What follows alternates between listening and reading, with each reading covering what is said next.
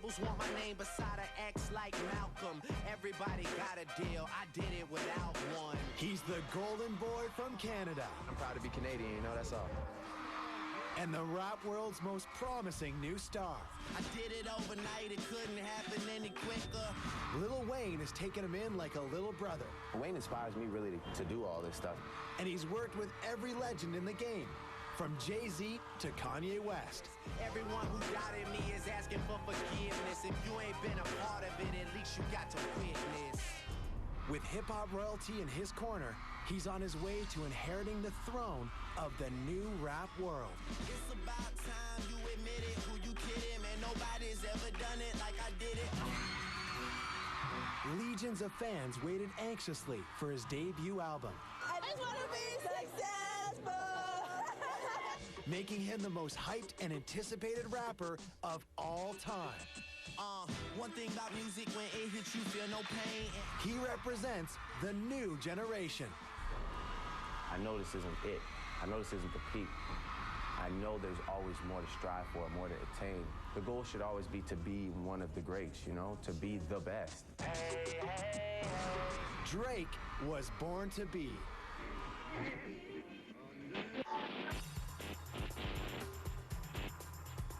I can honestly say, you know, there was a period in my life where I was in high school, and I used to have trouble, you know, going to sleep at an early hour because I used to sit there and dream about hearing my name called, you know, at a Grammy nomination press conference, something like this.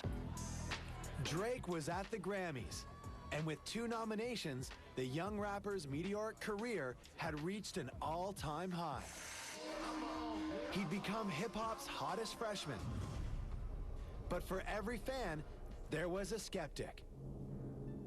The new rap star still hadn't released a full-length album, and many wondered if he was worth the hype. The last and only Canadian rapper to make it big out of the Great White North was Snow, an early 90s one-hit wonder.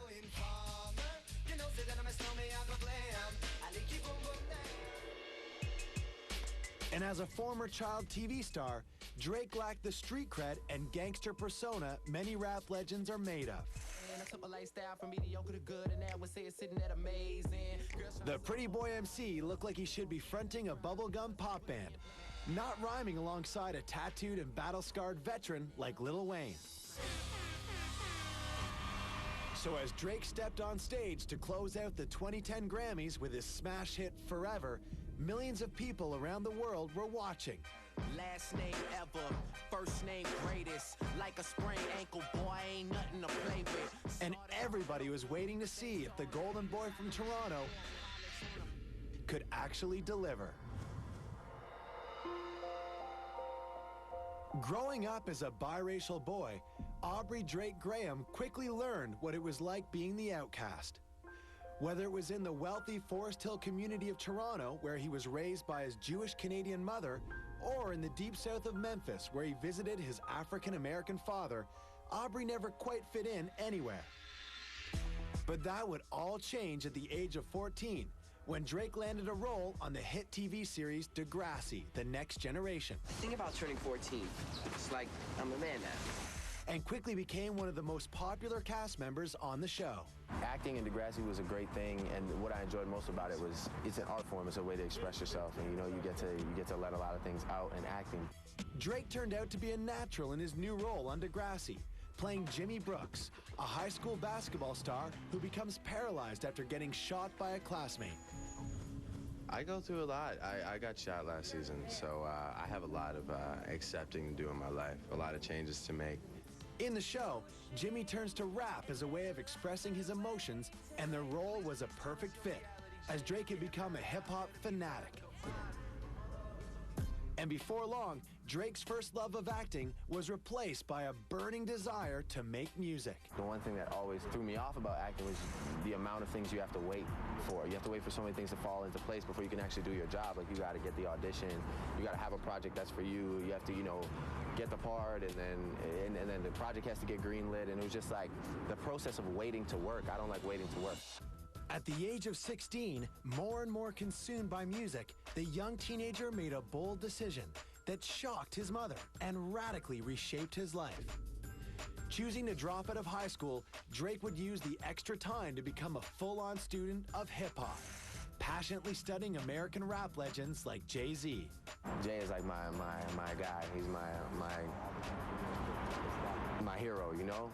Delving deeper and deeper into hip-hop, Drake would discover his true calling in life. I finally found what I was meant to do, because I wasn't meant to go to high school.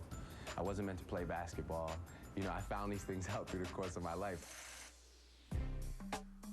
February 2006. 4 years had passed, and at the age of 20, Drake released his first mixtape. But local rap heads within the Toronto scene were skeptical, and many laughed at the thought of the Degrassi star becoming a credible rapper. I'm not my character on that show. I'm me. You have the option of getting involved in my life or just getting involved in the person that you see me as. Living in his mother's basement, the fledgling MC refused to give up and released his second mixtape 1 year later.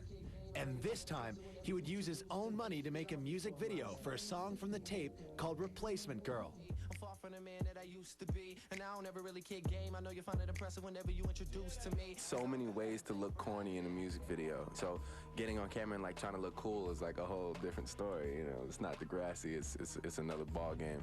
Replacement Girl paid off big time when BET caught hold of the video and named it Best New Joint of the Day on April 30th, 2007, making Drake the first unsigned Canadian to ever have a video featured on the network. We go L-A-V-A-N-Y-T-O.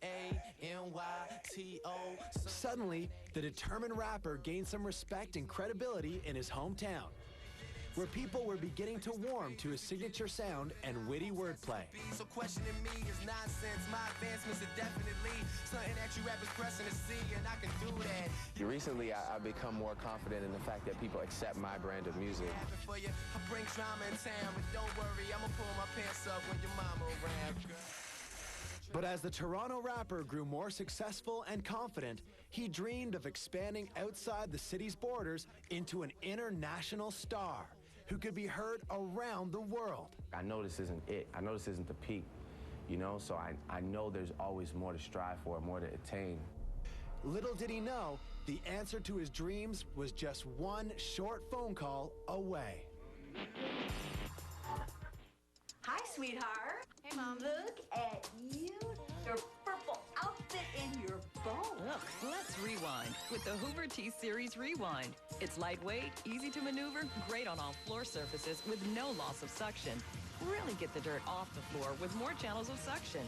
That's patented wind tunnel technology. So when you clean, do it right the first time with the Hoover Wind Tunnel T-Series Rewind. Hoover, nobody does it like you. At Kinder, we want to know, have you played today?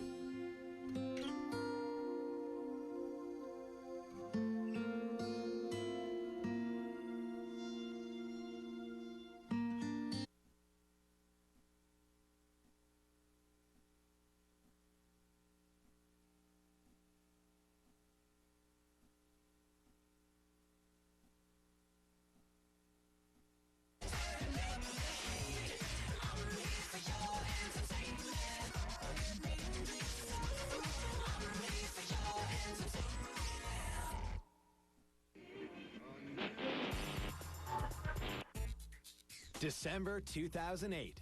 Drake was sitting in a Toronto barbershop getting his hair cut when his cell phone started ringing. What happened next was the stuff of urban legends. It was surreal at the time. I was getting my hair cut, so it was like, you know, I'd rarely pick up the phone when I'm getting my hair cut, but it was a long distance number. Wheezy, aka Lil Wayne, the #1 rap artist in the world, was on the other end, asking Drake to jump on the next flight to Houston. For him to do what he does and recognize the talent in me coming from Canada and hearing like I was on a TV show and still want to be like, yo, fly this kid out right now because I know. And for it to be going as well as it's going, it kind of seems like it was meant to be.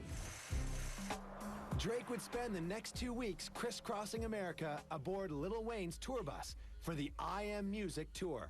They say I'm rapping like Big J and Tupac, Andre 3000. Wayne inspires me really to do all this stuff. He's like really my mentor, you know? I've never had a mentor, somebody to look up to. I look up to Wayne. The two rappers were from different worlds, but they formed a brotherly bond.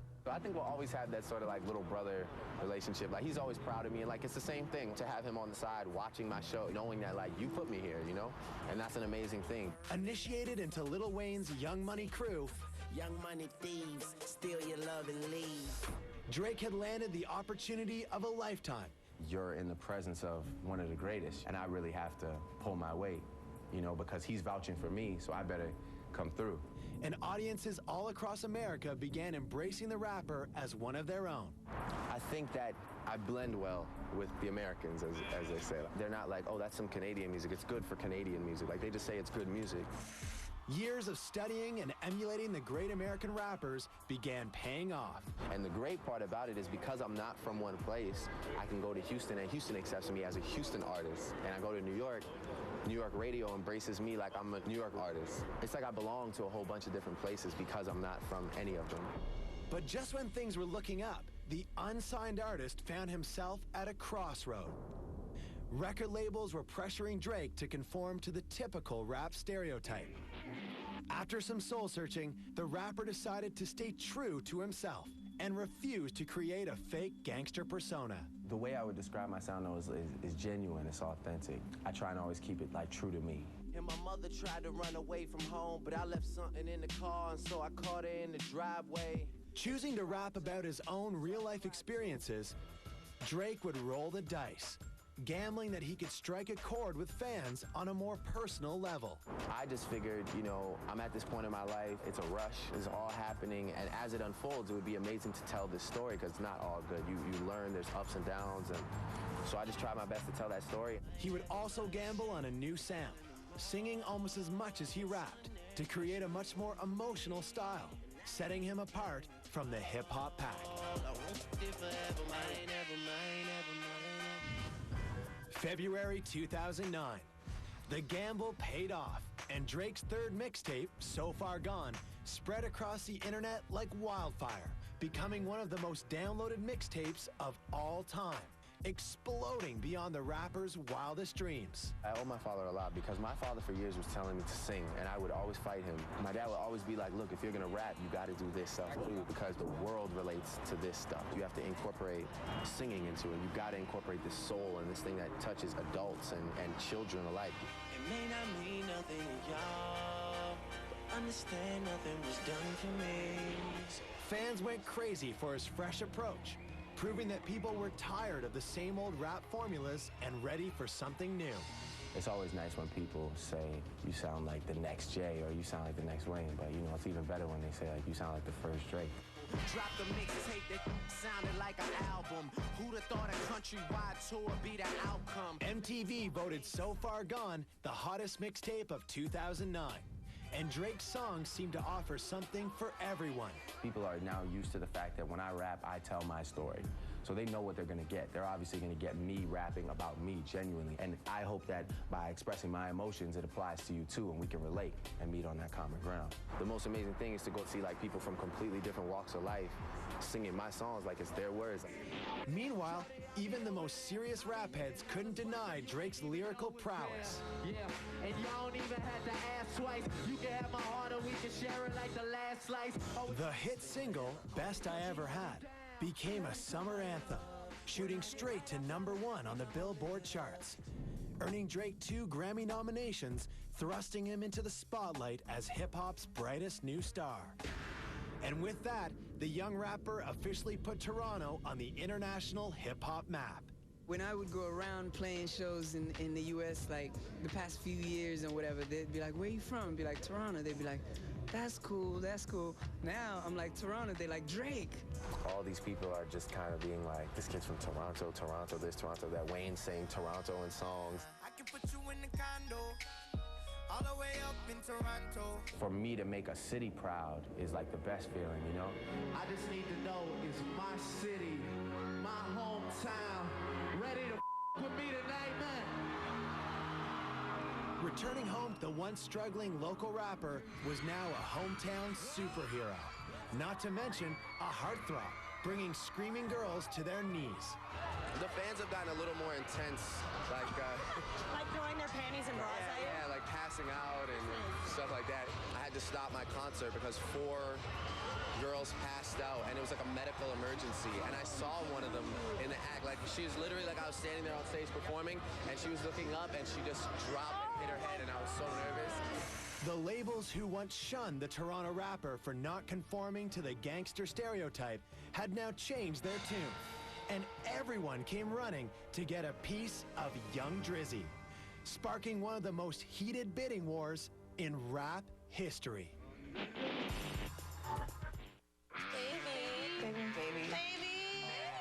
Oh, baby. Tonight, Kendra's new life comes with a new bundle. Bam! There's so much going on. A new crib. On the road once again, baby. And no instructions. Oh my God! Crazy how life can change. I'm still the same old Kendra, I'm still the same old G. Just with a bigger booty. Size 26s. I used to wear...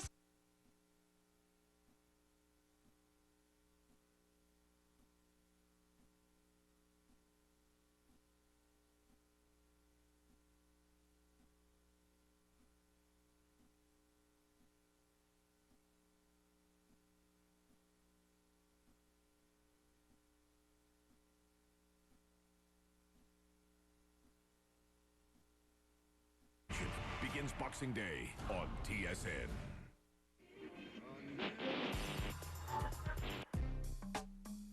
June 2009. After the huge success of Drake's third mixtape, So Far Gone, every major record label in the music industry wanted a piece of the young superstar, sparking one of the most heated bidding wars in rap history. Labels want my name beside an X like Malcolm. Everybody got a deal, I did it without one. But as the offers poured in and the bidding war reached a frantic climax, the young rapper simply sat back and enjoyed the ride. After all, he'd made it this far on his own. Yeah, I'm just being patient. It's a good time, man. We just go out for dinner and we talk and we discuss, and but it'll come to fruition eventually. In the end, loyalty prevailed, and Drake signed a lucrative deal between Aspire, Cash Money, and Young Money Records, cementing his bond and partnership with mentor Lil Wayne by remaining part of the Young Money crew. I did it overnight, it couldn't happen any quicker. Now that Drake was the hottest new name in hip-hop, everybody from Jamie Foxx to Mary J. Blige wanted him to appear on their album, and a slew of collaborations followed. Who's that peeking in my window? You should let some more skin show. And if one of these websites get the info, we could work it out, no Nintendo. Living the life of an A-list celebrity, the hot young star soon received his first taste of the paparazzi, appearing on gossip sites and tabloids around the world as rumors spread that he'd become romantically involved with pop princess Rihanna. Drake would neither confirm nor deny the rumors, but would go on to work with the pop superstar. I understand that you're writing for Rihanna. How's that going? It's great. I'm so happy for her. She has a phenomenal project. Yeah. I think she's going to shake up the world, Yeah, she's great. And before long, Drake had met and befriended almost every hip-hop legend in the game.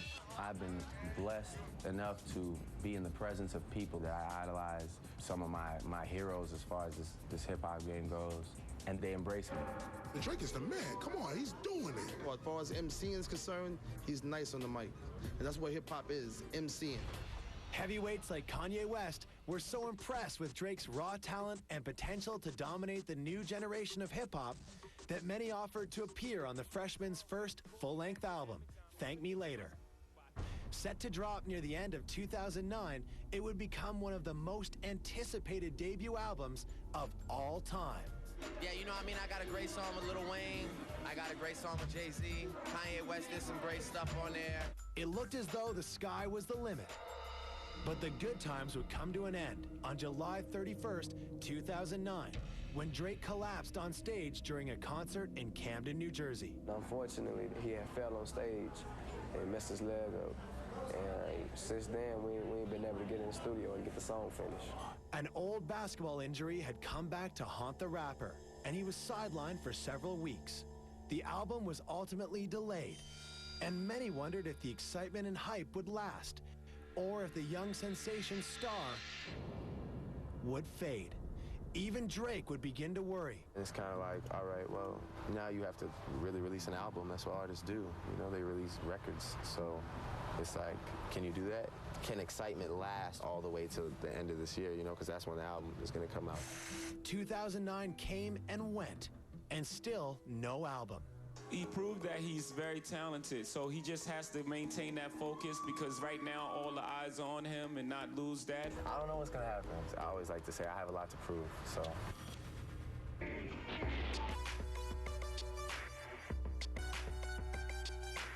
January 31st, 2010.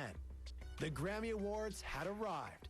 Drake was still without an album, but back on his feet and faced the biggest performance of his career. I had rehearsals today with Eminem, and he was just like, look, man, if you ever get nervous, just look at me in my eyes, and I'm gonna give you that reassurance, because I know you're gonna kill it. Don't ever doubt yourself, you know? So, and if you start to doubt yourself, look at me. It was a make or break moment. Last name ever, first name greatest. Like a sprained ankle, boy, ain't nothing to play with. Closing out the awards show alongside Lil Wayne and Eminem, Drake nailed it and electrified audiences around the world with his hit song, Forever. Everyone who doubted me is asking for forgiveness. If you ain't been a part of it, at least you got to witness. In that moment, the torch was passed.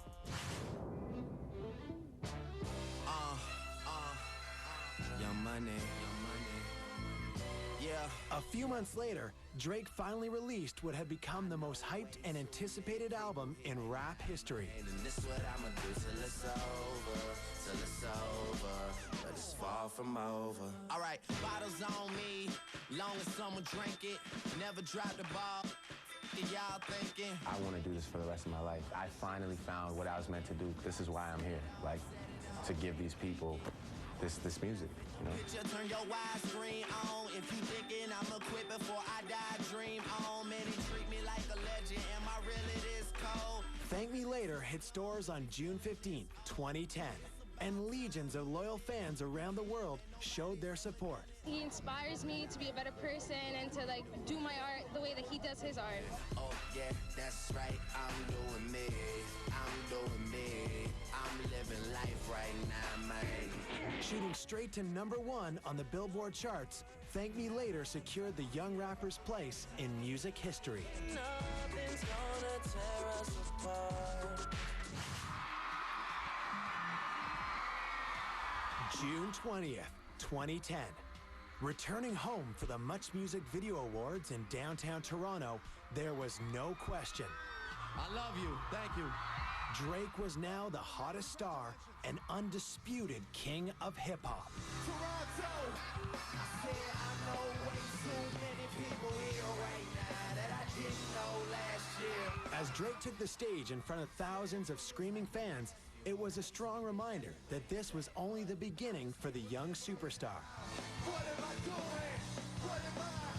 Oh yeah, that's right. I'm doing me.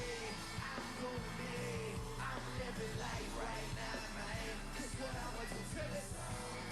From his mom's basement in Forest Hill to king of the new rap world, Aubrey Drake Graham was born to be. It's far from over.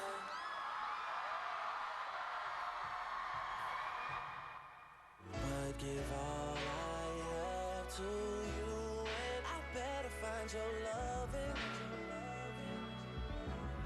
I better find your heart. I better find your loving. I better find give all.